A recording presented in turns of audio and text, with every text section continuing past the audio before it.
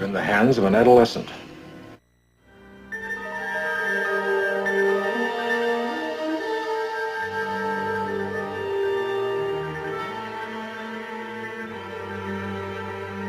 mystery. I don't like mysteries. Your belly ache. I gotta kill you right now. Aye, sir.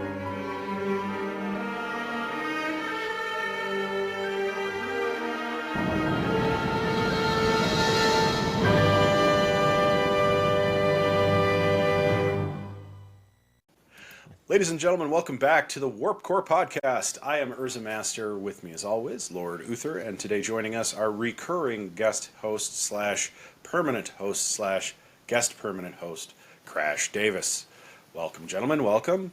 And we are bright and early again with coffee and Trek on the Warp Core Podcast. We are kicking off the second round of adventures from the NCC 1701 Season 2 of the original series of Star Trek. I'm really, really excited, jazzed up today to talk about at least a little bit of both of these episodes. As we predicted, with Season 1 being such a smash hit with very few misses and so many out-of-the-park hits. Ooh, this season the bar is set so high it can't possibly reach those same heights, we're thinking, and will we be justified? Stay tuned for the rest of the show. You'll want to hear every bit, every slice, every earworm from Crash Davis and his behind-the-scenes, Lord Uther's great color commentary, and of course me, flapping my gums, probably too much. Here at Pending Rebrand, when you click subscribe, it's all free. You get all the Warp Core Podcast episodes, you get all of our other show episodes, and our interesting Cinebits and shorts.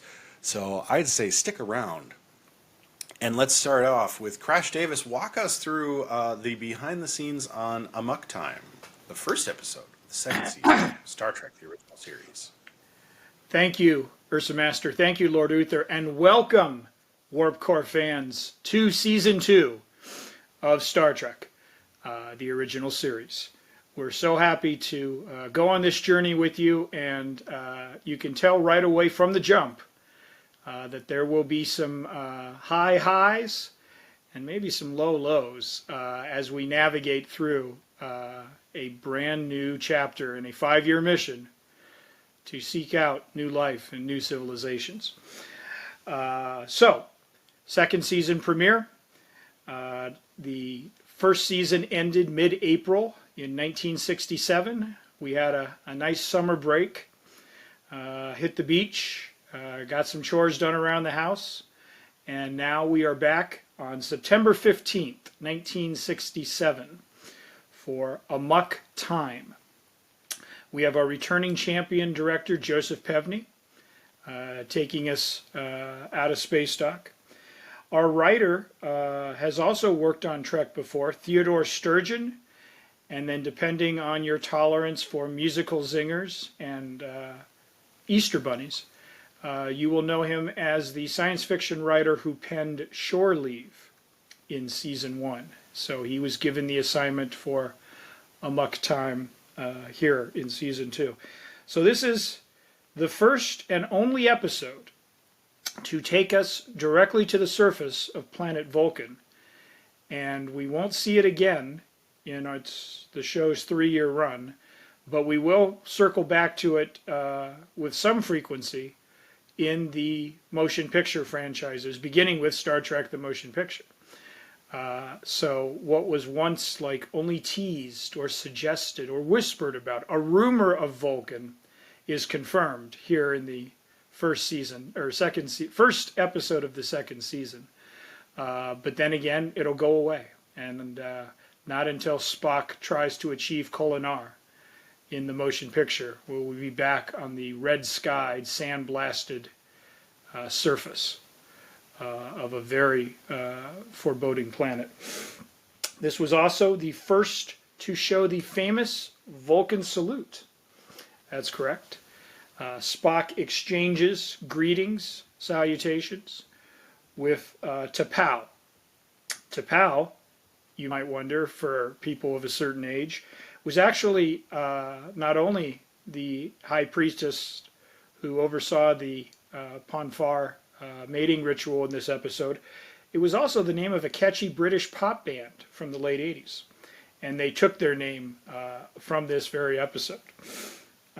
So we had T'Pau, played by Sela Lovsky, and we had T'Pring, played by Arlene Martel. And Strange New World fans, and we'll be getting into this shortly, we've met T'Pring in the new, sleek, modern Star Trek episodes streaming on Paramount Plus and your favorite websites.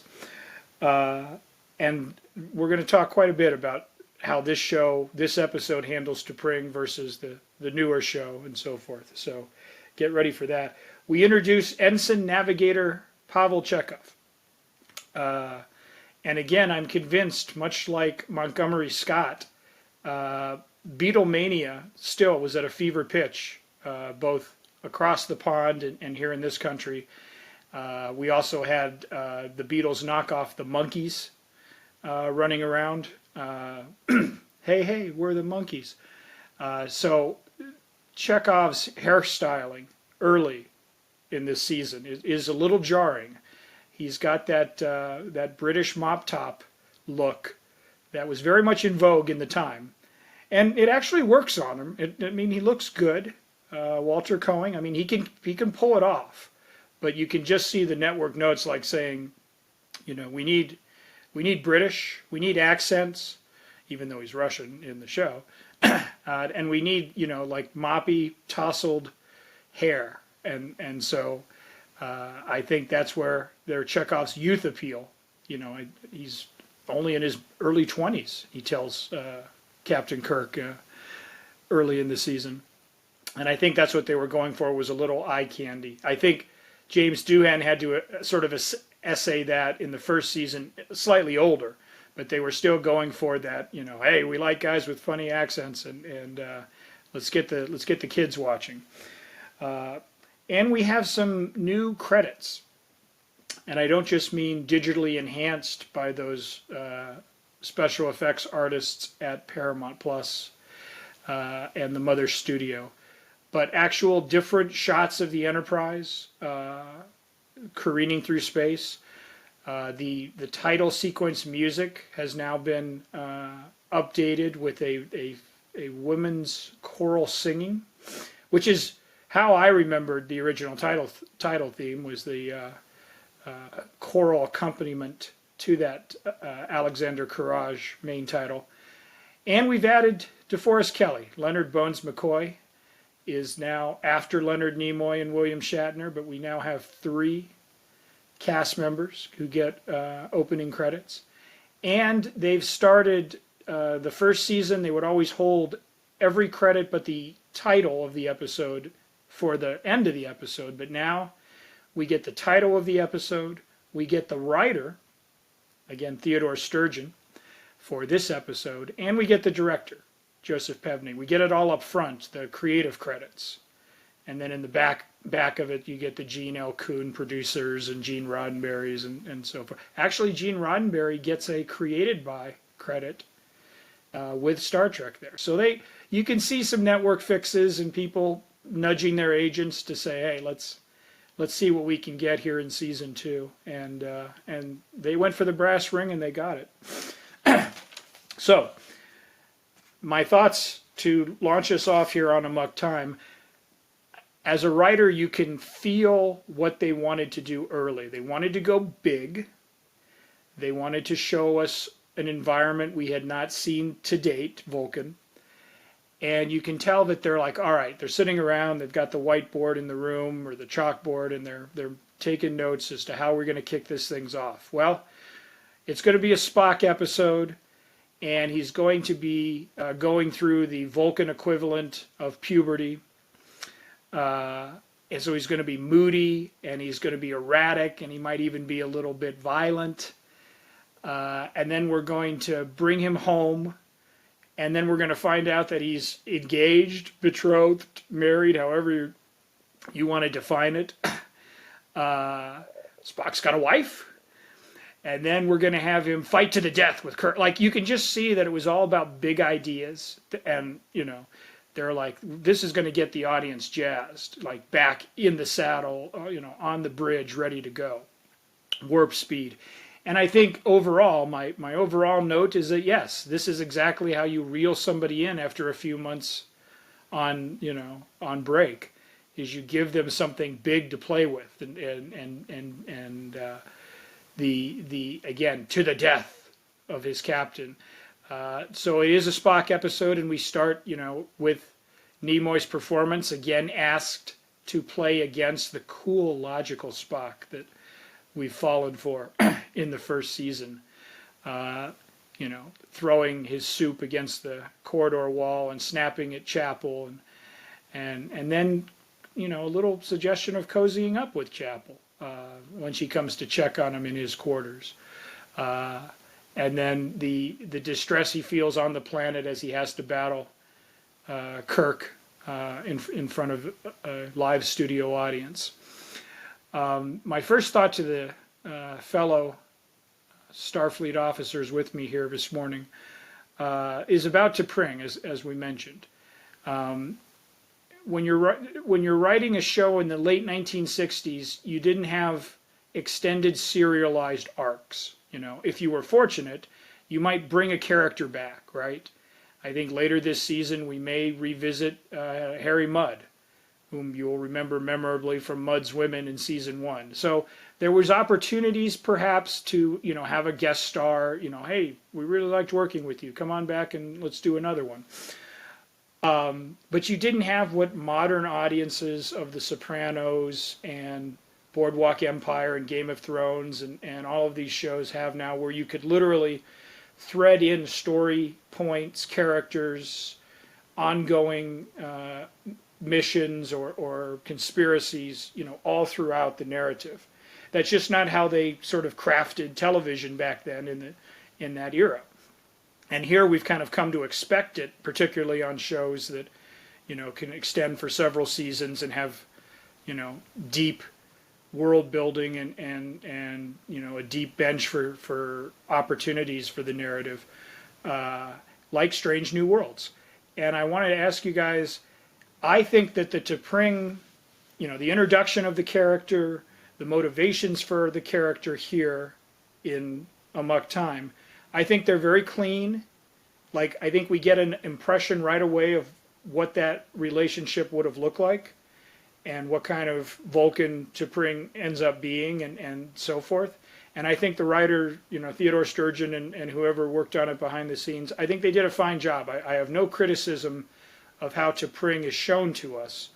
But boy, we get so much more fully realized T'Pring, obviously, with these new story,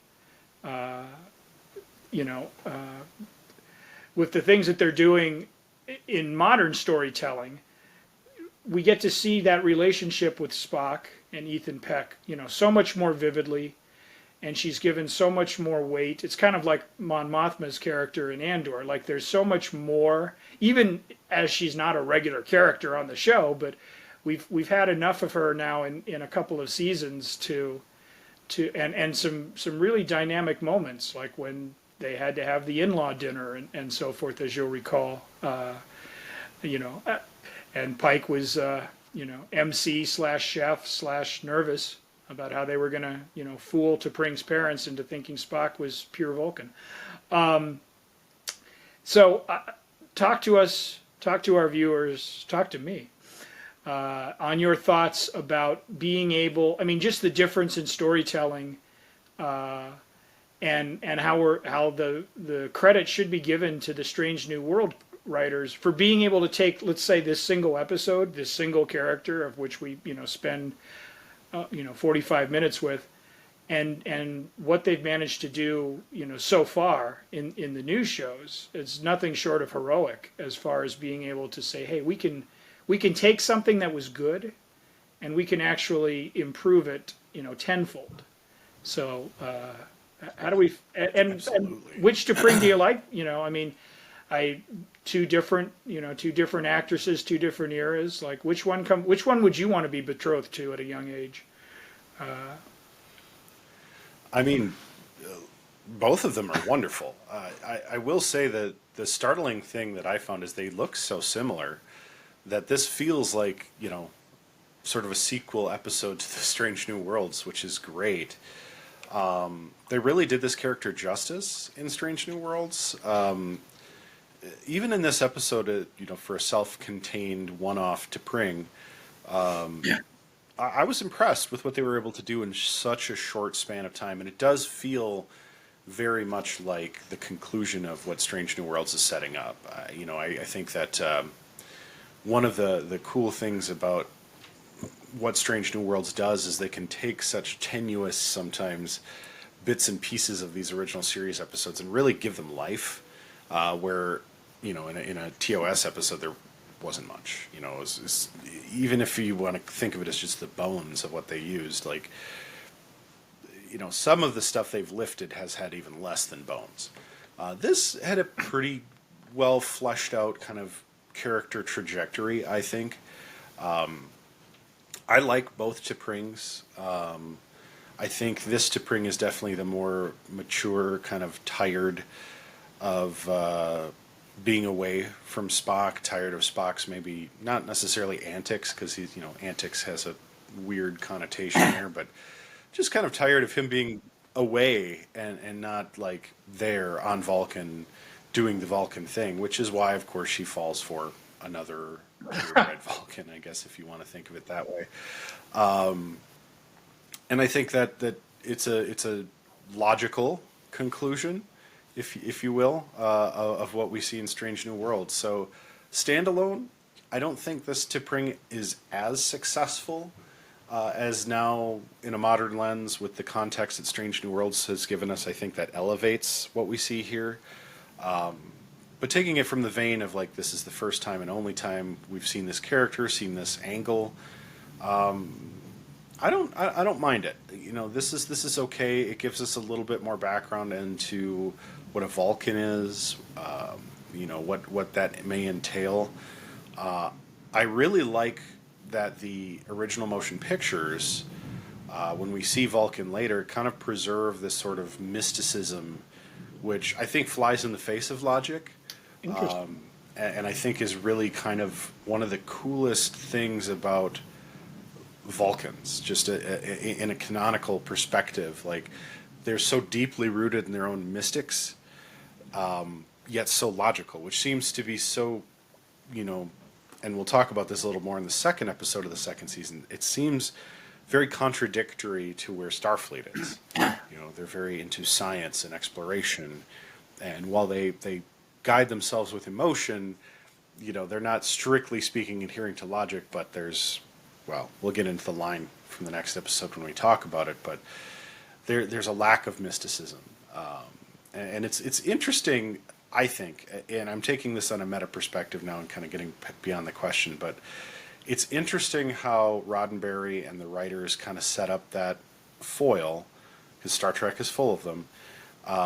But it's even more interesting to see that even the most logical, most like utopian type culture, which is how Vulcans are sold to us in every iteration we see from Star Trek. I think about the flashback in Picard. They're supposed to be these peaceful explorers that do everything right and are so far advanced intellectually.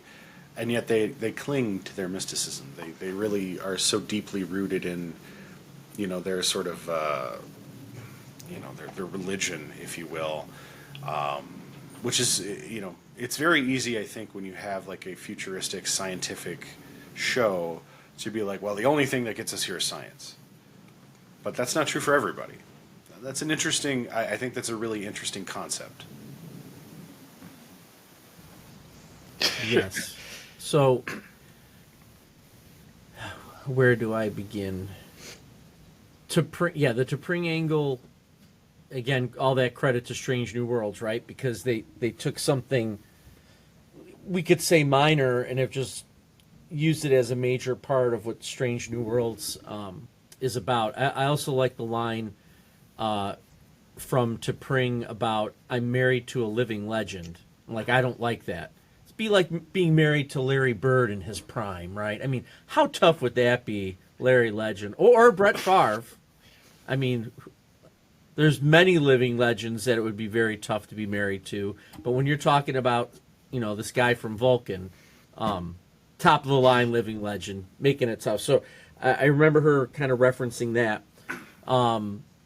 Also, like how McCoy saves the day in the long run. I thought that was a nice little twist, that he shoots up Kirk with what he says is triox of whatever, and it winds up really being something else that mimics him being Pure dead. heroin. So that was fantastic. And yeah, yeah, right. And once again, we get to see Nimoy go across this emotional spectrum, which was fantastic. And I think that's been one of the beauties of going back and watching these episodes, is I appreciate him even more so for his range of emotion that he's showing, because he's been so good with the deadpan logical piece that when we see him show emotion, it just seems like, pure genius.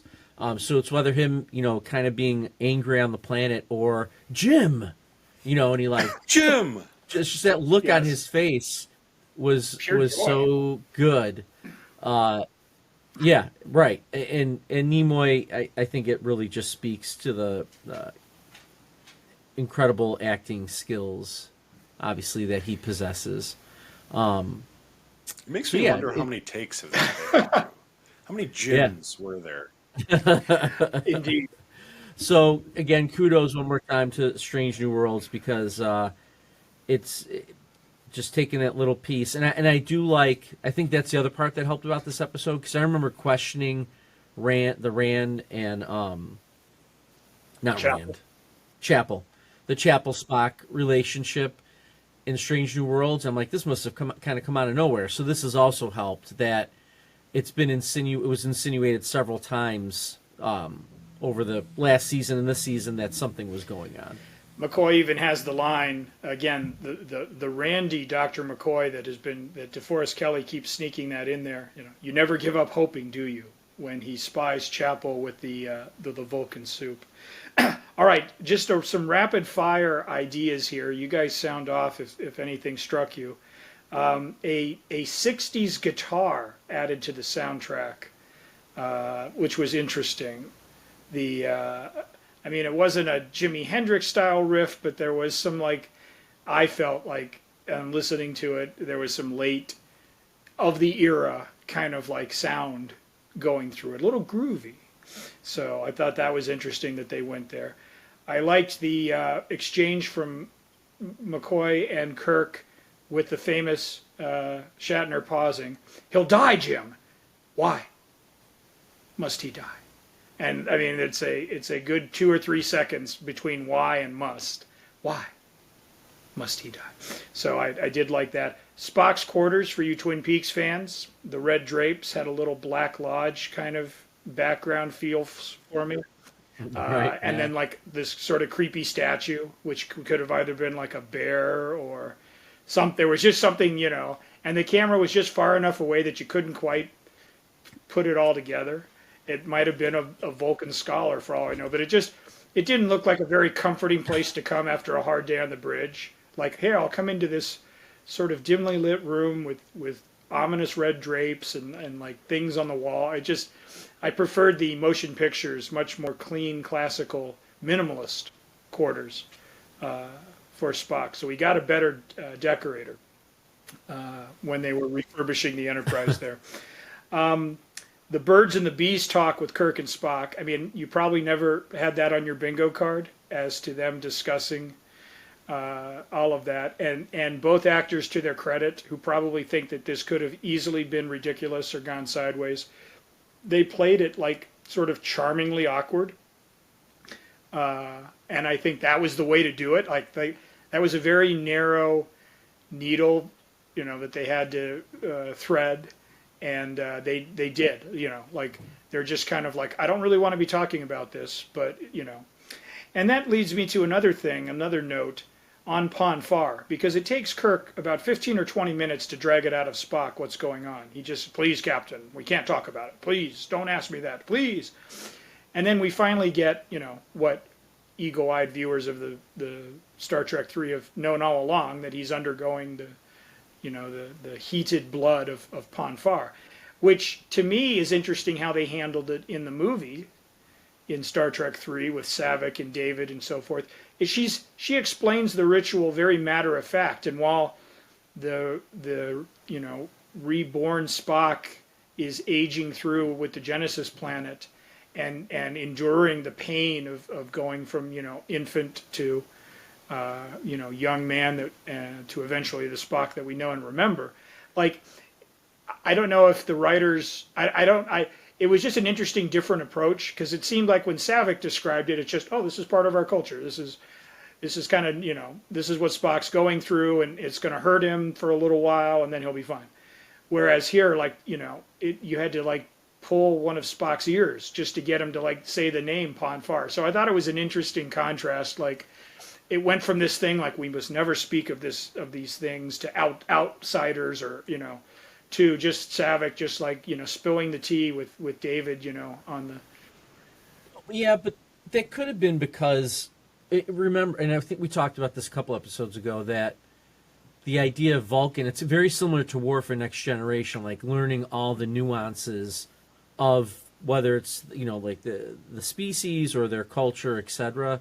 So maybe it was something that really shouldn't have been talked about, especially to humans. And I never really saw Enterprise or whatever, the one with Archer. So I'm guessing she went through Pon farr at some point. I'm guessing. I don't know. I'd have to go back. No, and it's only Vulcan males. So I think having seen all of Voyager helps with this, because Spock and Tuvok are both very clamshelled about the whole Pon farr thing. They don't want to talk about it. Don't want to talk about it. It becomes a huge issue. And then Saavik's just like, oh yeah, Vulcan males go through this every 7 years of their adult life, and it's like, I think it's a man-woman thing, and that's where, like, a Vulcan female's like, yeah, it's just Pon farr, it's blah blah blah, where Vulcan males are like, we don't talk about it. I think I honestly think it's kind of one of those fun little gender things that Vulcans seem to be very clammy about their, I guess you could say, sexuality, in a way that, like, they don't want to talk about, Fight Club, their most illogical, every 7-year event. So I think with the full context of how they really fleshed it out good in Voyager, that episode with Tuvok is classic, to say the least. I actually think, having now seen kind of all of it, the Pon farr thing that Saavik walks through, it sort of just makes sense, where it's like, oh, this is just Vulcan males being embarrassed. Got it. I think there's, well, for those of us males who went through puberty, like, there's plenty of, shall we say, mirrors that we could hold up to that and say, oh yeah, I get it. I wouldn't want to talk about Gotcha. that. Now, So that's an interesting. I wrote down the line. I wish I had written down who said it, because I clearly heard it. But it's a great line, in context, out of context. But you're not a fish, Mr. Spock. So I forgive me for not remembering who said it, but whoever said it, and Theodore Sturgeon or whoever wrote that, great. That's just a fantastic line. It's like you're walking past someone in a mall and you hear over here, but you're not a fish, Mr. Spock. Like, it's just, you want to know more, right? You want to know, like, what does that mean? Like, what are we talking about here? The Sulu Chekhov interplay, as they have to keep changing course from Altair 6 to Vulcan and back, and then back again. I got a little warm, we're lost in the woods vibe from Star Trek V. Like, I saw the budding chemistry of these two young navigator helmsmen. And so that was nice. That was a nice little, moment there. In a film that some people say didn't have enough of those moments. This one was a nice sort of precursor to that. There was some crazy editing on the Vulcan at one point. Like, the editing suddenly got frenzied. It's almost like they had super coffee or something, because it's just we're just going in circles and there's bells and like it's just again sort of a Well, I love how the stuntmen don't even look even kind of close to the actors. Like they didn't right. even try. They just pulled some guy off the street and were like, "Oh, you're Kirk now. Here you go." The I mean, camera's it was like, bad. it's going to be way back there. They won't see a thing. But no, but there was just Right. some wild again the style in the late '60s in cinema, the French New Wave and so forth. Everyone's like, well, let's be artistic and daring, and it just felt like they snuck that in there. Like, quick, we'll have like Michael Bay style cuts. Choo, choo, choo, choo. It must have been like an assault to the senses for the more traditional, single camera, drama series or sitcom, like all of a sudden. So that was interesting there. And I love, just to kind of cap it off, I just love Shatner, his sort of, he leans over to McCoy looking at the other Vulcans, thinking that's who will be fighting for T'Pring's hand. And he's like, you think Spock can take him? And I don't know, there was just something about that line, like we're like in West Side Story or something, you think Spock can take him? And then I choose him, my champion. So it's not a perfect episode, clearly, as Lord Uther just mentioned. The actual fighting, we've seen better fights. We saw a better fight with Khan Nooney and Singh in engineering, in Space Seed in season 1, which we've talked about, and you can find on the Warp Core archives on our YouTube channel. Just make sure you go ahead and click subscribe so you don't miss all of this instant analysis and fun camaraderie. But as far as the big buildup, like we talked about, where they said let's have Kirk and Spock fight to the death on the surface of Vulcan for the hand of this stuck-up Vulcan princess. The actual choreography of the fight, it didn't make me dislike the episode, but it was clearly that they've done better. They've had better stunt coordinators or so forth in that. So. It's certainly a little underwhelming. And then they brought back, I know Lord Uther loves these, at the end, we got the great moment of Jim and the genuine joy of Spock. But then we've got, as they're walking out or something, we've got the in a pig's eye, McCoy, muttering to the camera, da, da, da. Yeah, and I don't remember if there were like musical little ditties or not. I remember the 60s guitar in this one. Oh yeah. Okay, yeah. So there was again a couple of them. The little Desi that lightness of tone. That honestly, like we've gone into this at some length. Like we understand what predicated it and likely the reason why, but it does stand out to sort of a modern lens when you've done a good job of conveying real suspense or real drama or real emotion. It's almost like you don't want to slip on the banana peel, and I mean it just kind of. Yeah, just leave it alone. Just let it breathe. I mean, imagine, God help us, if the City on the Edge of Forever had tried to lighten the mood. I mean, where would that episode be instead of the terse, let's get the hell out of here, and the very downbeat. Yeah, I mean, some episodes like Shore Leave from season 1, maybe they called for that zaniness. Maybe not in quite those measures, but yeah, it's a matter of taste. But I think, overall, I don't think that it would work in the modern storytelling sensibilities. And it just kind of, it feels more at home in an I Love Lucy or My Three Sons or something like along those lines. So anyway, so Amok Time, we'll rate it at the end of this episode, but it's not a bad first step into a bold new season. And now we'll illustrate the classic one step forward, two steps back metaphor with the second of our presented episodes today. Who mourns for Adonais? Well, that was the second season's second. Not me. And that aired on September 22nd, 1967. We have our other returning champion, Mark Daniels, directing. I don't know if they drew straws for him and Pevney or how that worked, but he was behind the camera for this one. And we had two writers. A new writer for the show, Gilbert Ralston, and then Gino Kuhn, showrunner-producer, was also credited with this one. Ralston was a British-American screenwriter who actually created the television series Wild Wild West, which was later adapted into a Kevin Kline, Will Smith big screen feature, which at the time was savaged by critics. Might be a future Cinebit, by the way. Stay tuned to pending rebrand and see if that. Critics were unkind to that film. Yes, but it was the good. picture has I will defend undergone a creative reappraisal, critical reappraisal since its release. But anyways, the original show that inspired that feature, Ralston was credited. He worked on, again, the usual shows of the era: Ben Casey, I Spy, Gunsmoke, Hawaii Five-0. But he's also known for a pair of killer rap movies. And, I mean, who doesn't want that on their resume? He wrote the script for Willard, 1971. And Willard was such a surprise success. They not only remade it with Crispin Glover in the early 2000s, but they did a sequel. They rushed a sequel out a year later featuring a title track, A Love Song to a Rat, from none other than young Michael Jackson. That was Ben in 1972. So Gilbert Ralston gave us the saga of Willard and Ben.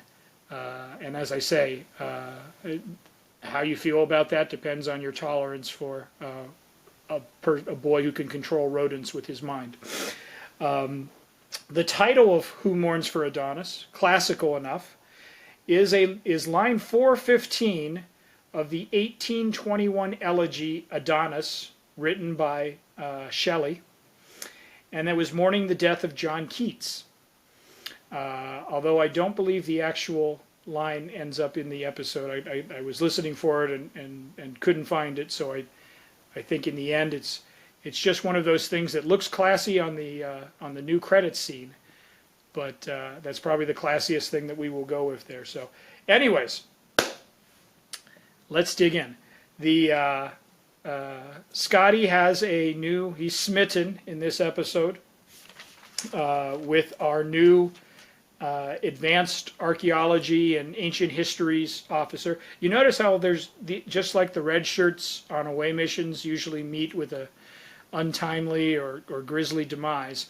The Enterprise is cycling through ancient civilization archaeology officers pretty frequently. We lost one in Space Seed in season 1 to the delicious Khan Noonien Singh. And Carolyn here, although she doesn't leave the ship, she goes through her share of turmoil and trouble, played by Leslie Parrish in this episode. And like I say, when we first meet her, Scotty is, wants to take her out for a cup of joe. And that leads to the sly, not quite creepy, but I mean, edging close conversation between McCoy and Kirk on the bridge, within earshot of everyone. Could you get that excited over a cup of coffee? And the whole, don't think of it as losing an officer. Wait, I am losing an officer. And I mean, so it Weird. It was dialogue, playful, and I actually liked the I'm losing an officer sort of throwaway line from Shatner there. But thankfully, that banner is quickly broken up. I don't know if you guys are old enough to remember the television commercials growing up with Hamburger Helper, and how the animated mascot of Hamburger Helper was like a gloved hand that would like help you prepare cheeseburger macaroni or lasagna or beef stroganoff or whatever you were going to throw in, because the beef I mean, stroganoff, just add hot water. That might actually add a warp core to the Just stuff. add hot water and you've got a terrific meal. Anyways, that was my first thought as the giant green hand reached up to encircle the Enterprise, particularly when it was approaching, like when it was just an open palm, just slowly doing there. I thought they're being attacked by the Hamburger Helper mascot, and he's not feeling well. He's looking a little green around the gills. Again, I love, and here's my main note with the episode, because we're going to dive into some of the details here in gory fashion. But I think what happened with Star Trek and with any great science fiction show is they want to push the envelope. They want to give audiences things that they haven't seen before. They want to, dazzle you. Because if you just want to shoot 4 people standing on a bridge, I mean, it's not going to get the pulse racing. So you can hear the writers saying, we want like a giant spectral hand to literally rise up from the planet's surface and squeeze the Enterprise like in a fist. Like, that sounds fantastic. You're, oh my God, quick, write that down. Who was that? Kuhn? All right, perfect. But then when you actually have to go and film it, especially in September of 1967, you run up against the limitations of what you're able to do. I mean, there is no Industrial Light and Magic, and there is no WIDA or Digital Domain or any of these, modern day effects houses that probably could have pulled that off and made it, imagine. I hope Strange New Worlds actually in a future season gives us a green hand just for kicks, just somehow a little callback there, a little sly echo of this episode. Exactly, perfect. Just like that. That would be swell. So I think it was a case of trying to sort of bite off more than they could chew with what they were able to execute, because and this is my first big note to Uther and Urza. Uther, you will remember a motion picture you and I watched several times during the 80s, John Carpenter's Prince of Darkness. And one of those early story threads in that was the origin story of the man whose birthday we're celebrating next week. And they posited this fantastical alternative backstory of Jesus Christ in that movie, and that wasn't even what that movie was about, but they threw it in there, and you're like you hear the dialogue deriving, you're like, oh my gosh, Christ was an extraterrestrial. Like, it was just, and I remember we both sort of fixated on that imagery throughout our adolescence, and this episode has very much that same concept, and it's a terrific concept. The idea that there are these alien beings who are moving through the galaxy, and they find Earth at a developmental stage in their history and are mistaken by the primitive humans as having, as you would imagine, godlike abilities, that Zeus and Hera and Apollo and Aphrodite were actually just passing galactic travelers who were capable of so much more than we were. I mean, that's a great idea. I'm sorry. I will defend it. In fact, I would love to see that on a Strange New Worlds or something, like to be able to further flesh out that. It's a radical concept, and it resets Greek mythology and human evolution and the advancement of civilization, art, science, culture, education. Like, it's a terrific idea. I just don't know that ultimately the creative choices that they had to make because of when this episode was produced were able to fully realize that. And I was speculating that, is it possible that this episode might have hit better if we had just beamed up Apollo to the Enterprise, like when Khan, Noonien Singh is wandering the halls fomenting rebellion, pockets of fomenting. That's an Andor reference, which you'll hear on the Graying Jedi, which is also part of our Warp Core and pending rebrand family. What if we brought Apollo on board the Enterprise? He's on the bridge, he's in sickbay, he's in the corridors. He can still shoot lightning out of his hands. He can still demand to be worshipped and so forth. He can still threaten to crush the Enterprise like an empty beer can. But there was this thing about seeing him 10 feet tall, right? And there was this this one set that they basically told the actors, okay, so everything's going to sort of happen here by this, proscenium arch and so forth. You can't really go anywhere and explore. Just kind of hang out here. I was yearning for Vasquez Rocks. Just let's have them wander around somewhere for, let's break this up a little. I don't know. You guys, let's start sounding off on it because there's plenty to chew on here. But I feel like it is a terrific idea. The episode shouldn't be dismissed entirely out of hand for what it was trying to do. It just fell short in some key areas that would have made it, a truly transcendent episode. I agree. Oh, go ahead there. Go ahead, UrzaMaster. Lord Uther. Take her away. All right. I like Scotty having a little bit of a love interest in a sense, where he's got his eye on someone, his Scottish eye. I did like that, in how he was getting salty the entire episode because he thought this Greek god was going to take his lady away, which he kind of did. I also feel like, I mean, this guy, for some reason, Adonais reminded me of Seth Meyers. I don't know why. I feel like he kind of looked like him a little bit. And so the entire episode, I'm seeing Seth Meyers as a Adonais, a Greek god. Was that? I thought Urza said something. But I struggle with this episode, I think, for some reasons that you brought up, right? Like, they never really leave that little temple area. It seemed like too much dialogue. Just seemed a little drawn out.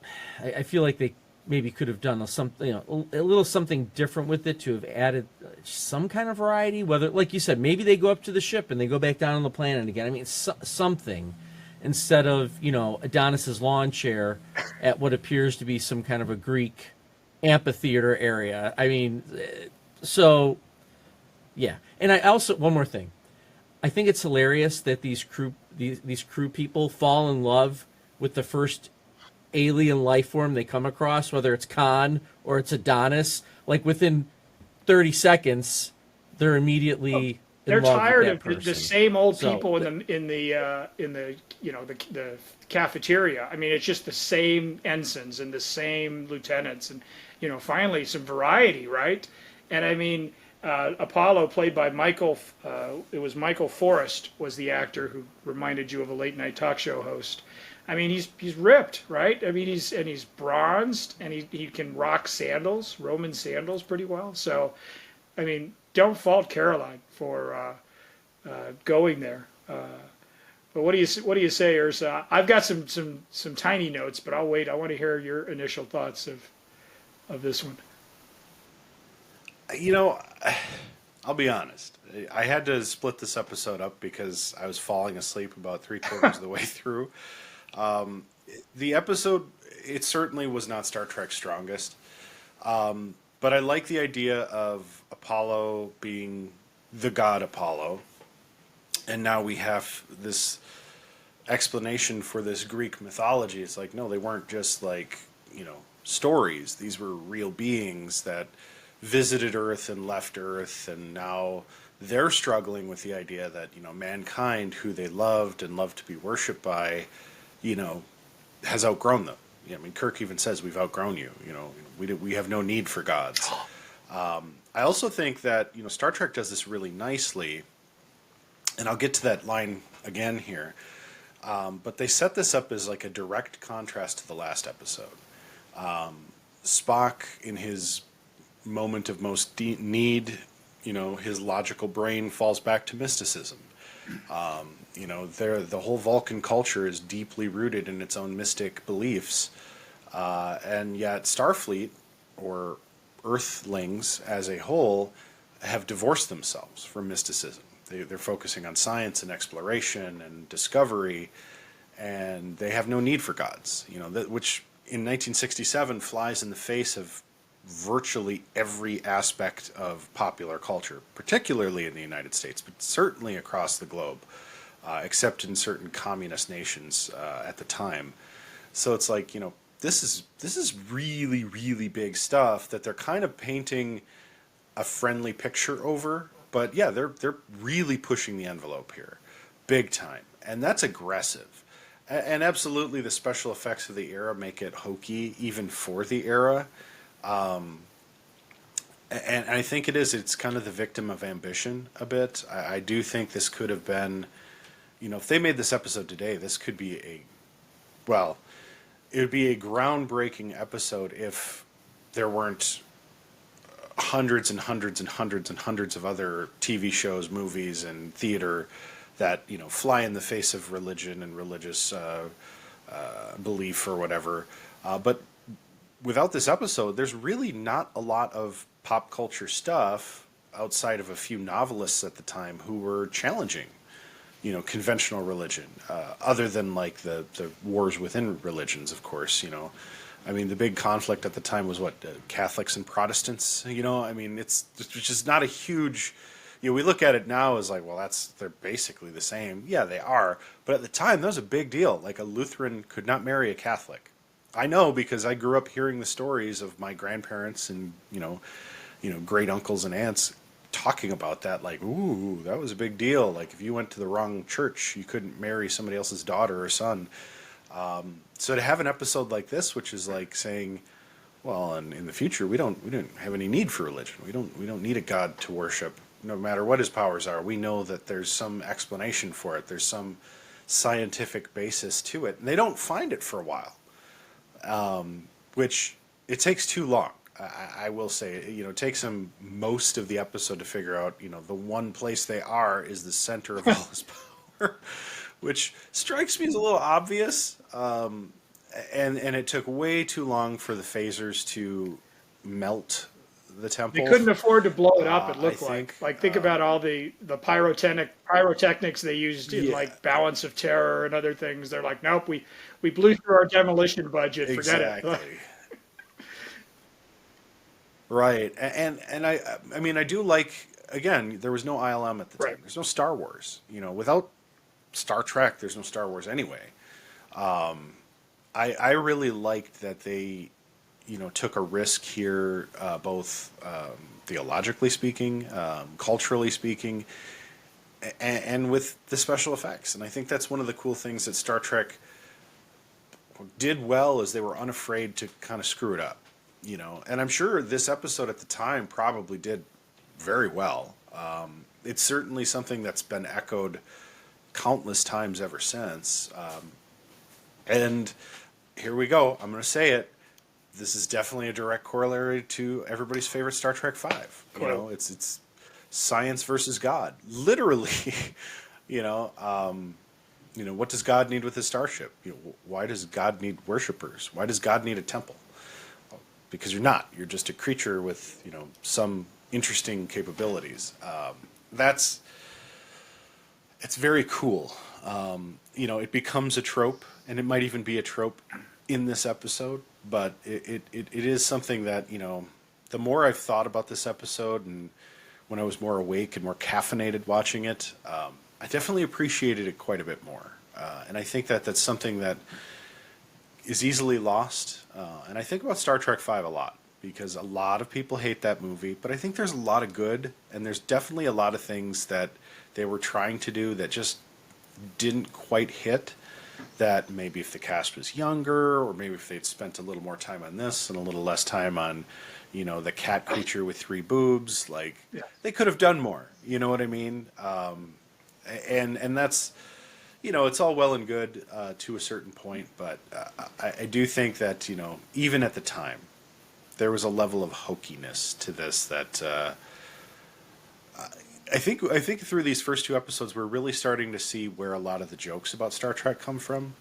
The dramatic acting, the far-fetched stories, the stuff that kind of turned some folks away from Star Trek, but endeared it to others.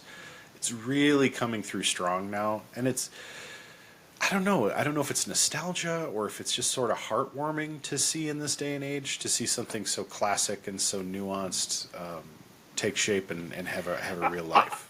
Some quick thoughts. If we hadn't already done several godlike being episodes, I know we've talked about this on prior Warp Cores, maybe this one has a little more of an impact, but we've already run across Trelane and the Charlie X, and I mean, we've already crossed paths with several of these beings who can, in the blink of an eye, just rewrite the entire galaxy, if you will. Even in Errand of Mercy, right? That, I mean, when the Klingons they literally can bring the entire galaxy to a halt just by thinking about it. So, I mean, once again, we've revisited that, and it is becoming a bit familiar in the show. And so you just hope that when they pull the card, like the Borg, we've always talked about in Next Generation how the Borg were They tried to, save them for maximum impact instead of just doing Borg of the Week. I think we should Gods of the Week be a good note to give these guys to dial it back and make sure when it hits hard. Couple of things that just are out there. Some weird lines, again, and some lines that reflect the time. I believe Apollo tells Caroline at one point, while trying to woo her, I might add, "You seem wise for a woman." I know that's probably not making it into a Strange New Worlds anytime soon. Scotty, who spends the episode, as Uther points out, defending Caroline's honor and getting blasted across the stage. They're just like, throw Doohan there. Now throw him further. At one point, Kirk yells at him and calls him a stiff-neck fizzlehead, which I hope is not a line that is ever repeated in any future Star Trek incarnations, including Strange New Worlds. And credit to Shatner for getting through that line without just saying, what is this? I'm going to be in my trailer. Rewrite that. Exactly. They're perfect. Isn't it amazing in Shore Leave and Space Seed and so forth, if you give a young, beautiful officer a medieval style dress, suddenly they're like putty in your hands, which is exactly what Apollo does here. And all I could think of with the color of the dress that Caroline is forced to model for half the episode, Starfleet Barbie, because it was just a very aggressive shade of pink. Even for that time. And I want to end these notes here. Well, Uhura tinkering was nice, instead of just sitting there saying, "Message from Starfleet Captain." I mean, she got in under her console. She's working tools. Spock is hovering over her. "Are you done yet? Are you finished? Or when are we going to have this done? Leave me alone, sir. I'm trying to fix the communications array." So I did like seeing Uhura having more utility in this episode. But there was a great moment, and I would stake my Warp Core reputation on this, that it was not part of the original script, but was a moment on set, just sort of random improvisation that absolutely worked. But it's about 2/3 of the way forward, and Kirk has a view pad, or they're going to go over the plan to try and shake Apollo. And they sit down at this table in this grove, this Greek grove, and there's a bowl of really fake-looking fruit in the middle of the table. And as Kirk sits down and starts to examine this view pad, Bones McCoy just quietly and without direction picks up the fruit and moves it off the table so that there's room for Kirk to lay the view pad out and continue the scene. And I'm guessing that was a DeForest Kelley improvisation when he could see that it was going to be in the way, if you will, and he just, without breaking character, without cut, whatever, he just calmly picks up the fruit, kind of sets it to the side, because there's no real reason for that to be organically part of the story or whatever. You can't see the writing McCoy moves fruit. But you can just tell as an actor, you can see what's about to happen, that he's going to put the thing down and brush the fruit or knock it over or do whatever, and so he just leaps to the defense. Good job, DeForest Kelley, to just, okay, here, let's just move this, and then continue the scene. So I thought that was a nice little moment there. And I think on the previous episode, Uther mentioned McCoy saving the day by saving it. That's penance for Operation Annihilate, where he ends up blinding Spock because he didn't consider ultraviolet ray. Oh shoot, Jim, what was I thinking? So, and this also might be the first time we hear Scotty saying, "We can't handle it, sir," when they're trying to break free of the green hand. I think this is the first time I've heard Scotty give some variation of, "You'll fly the ship to pieces, Captain. You'll tear us apart." Like this was a Scotty protesting that whatever Kirk was asking for, they couldn't do. I think this is one of the first times we hear that. I know we continuously give the Strange New Worlds writers credit, which they obviously deserve for being so detail-oriented, but here's another example with Uhura underneath the, in that panel working.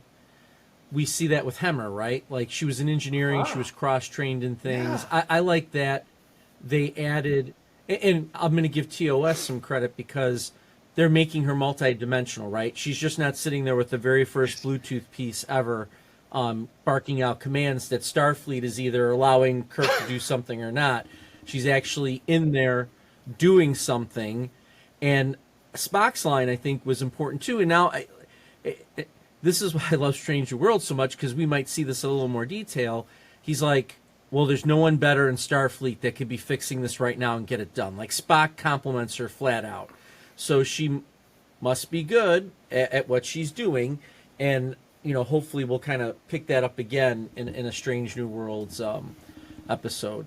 But I thought that was pretty important. And as far as I'm concerned, Kirk should have just called him a cotton-headed Ninny Muggins or whatever that was from Elf. Just been done with it.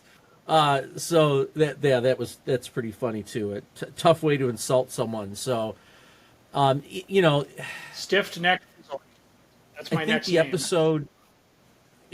think the episode had had the potential. It just somewhere it got a little amok and was thrown off and was kind of all over the place.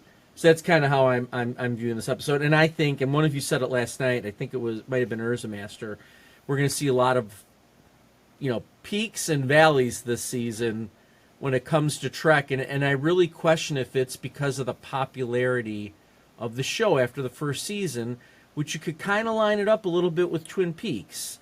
It's almost like it gets a little full of itself and has those really high episodes and has some of those lower episodes, whether they're trying out new things or they just think that they're, the greatest thing since Warp Drive, that they can throw anything against the wall and it's going to stick and fans are going to be happy.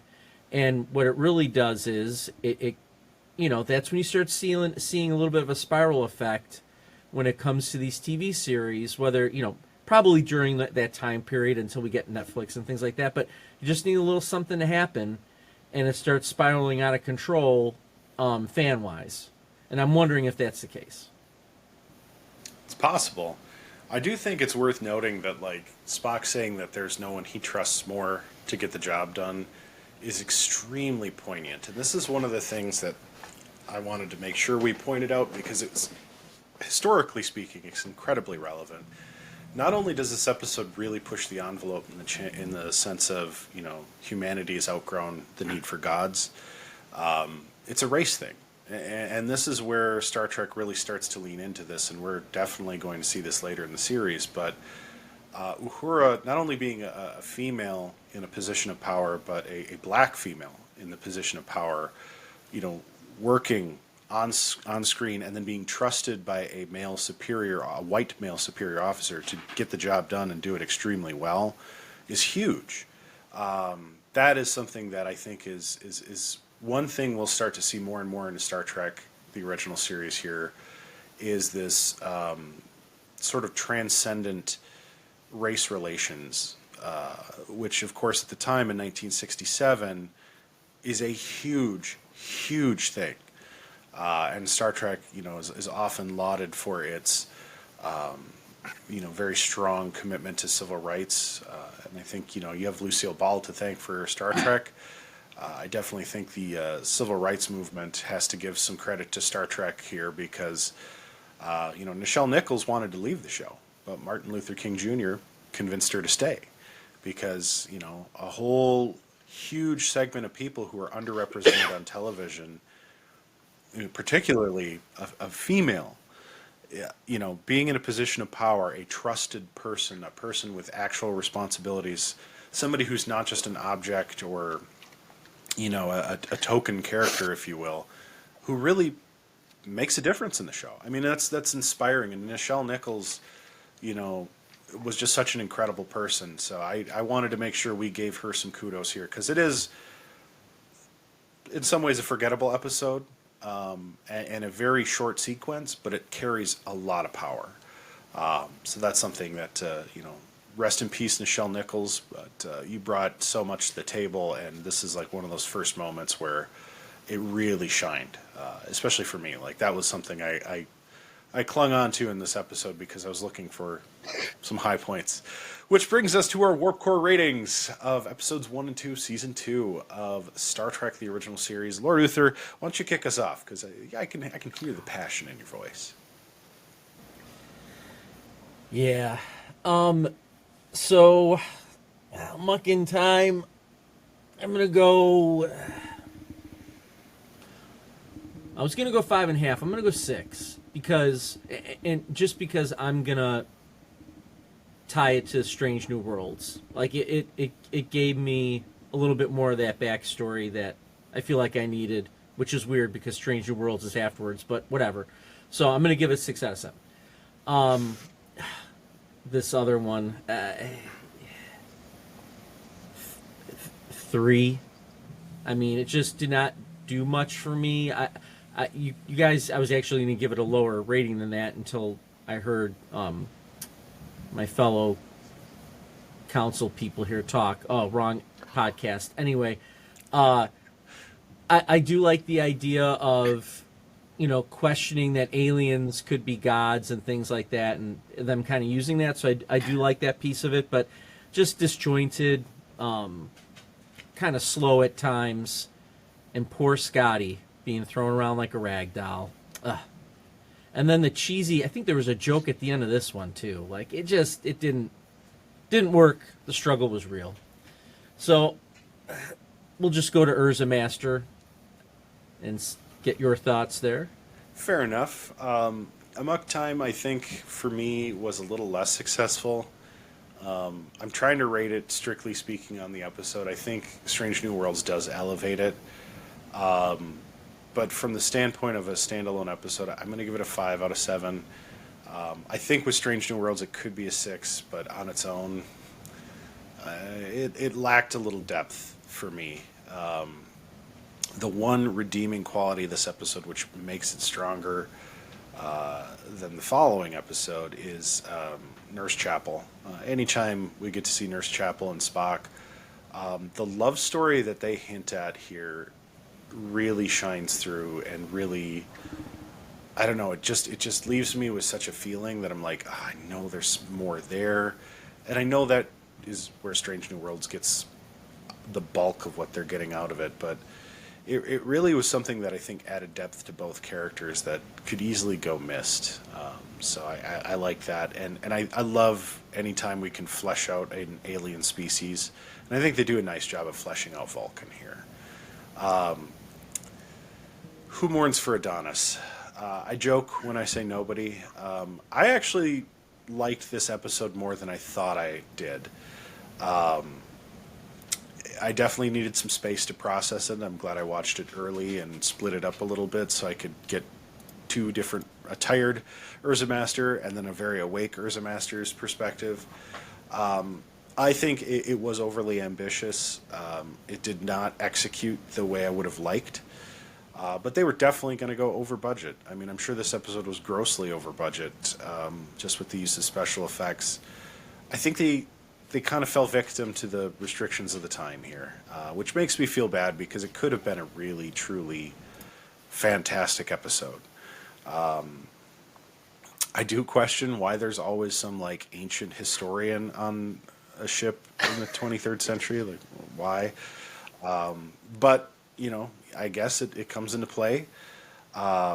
And it does feel very of the era with the, for a woman, I'm still getting used to a woman on the bridge of a starship. You know, it's just kind of hokey, you know. But I do think they contrast that pretty strongly with how strong she is when she's just like, I could never fall in love with you, even though she is. She's acting in the greater interest of the crew. She's using her logical brain. You know, and as being a strong character. And I thought that was really cool that, like, the whole success of this mission hinges on her. And she has to be the one who's strong enough to save the crew. That, you know, everything else, you know, is great. And then, of course, the moment with Spock and Uhura, I think, elevates this episode. Not to mention they're really developing Chekhov. Really developing Chekhov. And that's something, like, if you saw Chekhov in the first episode and then it went back to a rotation of helmsmen, you could have easily forgotten him. if not for this episode. So I'm going to give this one, a solid 4 out of 7 warp cores. I think it's better than maybe I want it to be, because I want to hate on it a little more, but it's not as bad as I think it could have been if it didn't do like these few things really, really well. Growing up, one of my favorite traditions was to go to a restaurant and partake of their salad bar, in which I could choose my favorite ingredients, in this case, croutons and bacos, those hard artificial bacon-like bits, and I could just pour those over lettuce and then drown it in the dressing of my choice, be it Thousand Island or ranch or French. 3 very delicious dressings, I might add. So in that spirit, I'm going to take my ratings like a salad bar from both UrzaMaster and Lord Uther. From UrzaMaster, I will select the 5 from Amok Time, and for the reasons that we've already gone through. Ambitious, let's start the season off with a bang, and so forth. Again, maybe not quite getting to the lofty heights of a 6 or a 7, but a solid 5. And from Lord Uther, I take the 3 for Who Mourns for Adonais. Again, thematically and conceptually, a very strong science fiction piece of work. The actual execution of it, we've gone into, doesn't quite measure up. And we are getting a little repetitive on the idea of omniscient beings who can alter the entire galaxy with just but a flick of the finger. So when you add that up, you get the ideal height for my proposed Vulcan mate, 5'3", for these episodes this week. And I'm prepared now, with an open mind and a joyous heart, to accept that some Trek will be transcendent and forever etched in my brain, and others are just going to be like 45 to 50 minutes of just plain weirdness or silliness or so forth. And I'm okay with that. I've made my peace with it, and now we'll just have fun seeing what they're serving up at the salad bar there. So bring on the bacos.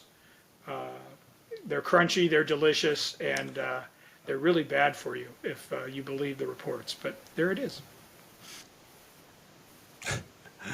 Believe what you want to believe. Yes, very excited to go forth to strange new episodes of Season 2, Star Trek The Original Series. And as we often say on the Warp Core podcast, and I'm going to add to it, with a strong connection with our fan base out there, if you hit that subscribe button here at Pending Rebrand, you get access to all of our shows, all of our content, all of our Cinebits, and more. And as we near the holidays, I would say there's going to be some pretty interesting stuff rolling in towards 2024.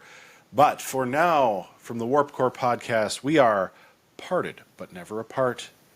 Live long and prosper.